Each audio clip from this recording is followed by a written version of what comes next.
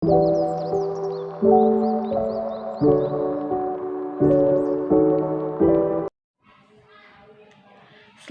siang, nama saya Benedikta Dwi Juniarti, NIM 2010417107, kelas A1 pagi, mata kuliah Analisis Lingkungan Bisnis, dosen pengampu Bapak Adi Mursalin, SEMM.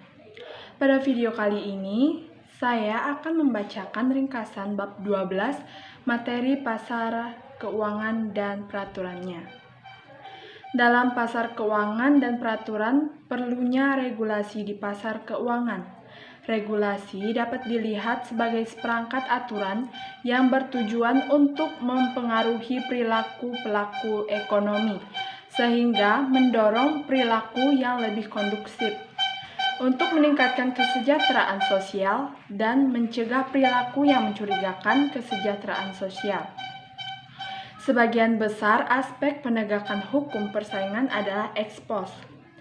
Setelah perusahaan menunjukkan perilaku yang diduga anti persaingan, penegakan hukum persaingan memastikan bahwa perilaku tersebut dihukum.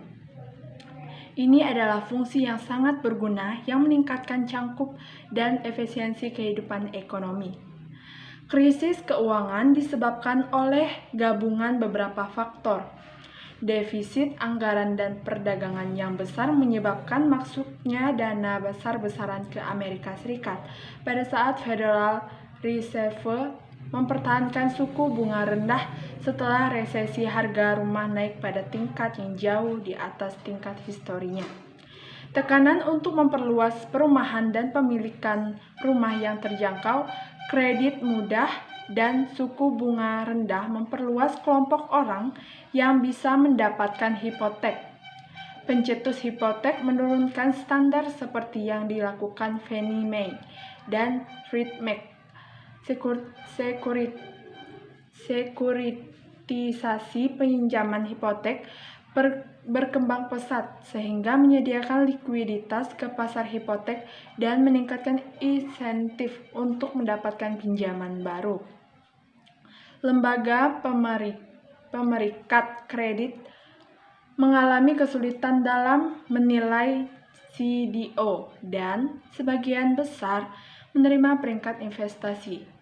Investor sangat ingin mendapatkan pengembalian CDO yang didukung hipotek yang tampaknya lebih tinggi. Bank meningkatkan leverage mereka sebagai melalui pembiayaan repo, dan keserakahan dan penipuan hadir. Krisis dipicu oleh jatuhnya harga rumah di sebagian besar Amerika Serikat yang mengakibatkan tunggakan dan gagal bayar hipotek, anjloknya harga CDO, masalah likuiditas di bank, dan kegagalan bank sebagai akibat dari leverage yang berlebihan dan pelarian repo. Pasar pemerintahan federal berhasil campur tangan untuk menyelamatkan bank dan sistem keuangan, tetapi upaya pemerintah untuk merangsang ekonomi kurang berhasil. Pada krisis keuangan dan ekonomi menyebabkan undang-undang paling luas yang mempengaruhi pasar keuangan sejak depresi hebat.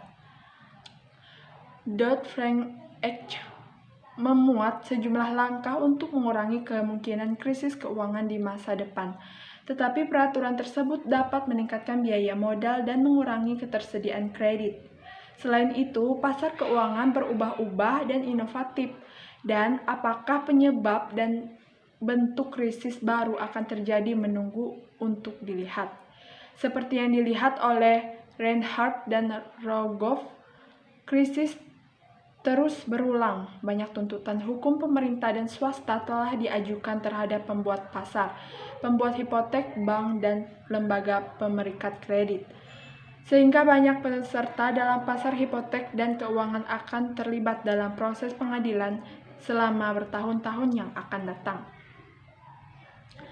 Baiklah, sekian yang dapat saya sampaikan dari ringkasan saya. Atas perhatiannya, saya ucapkan terima kasih.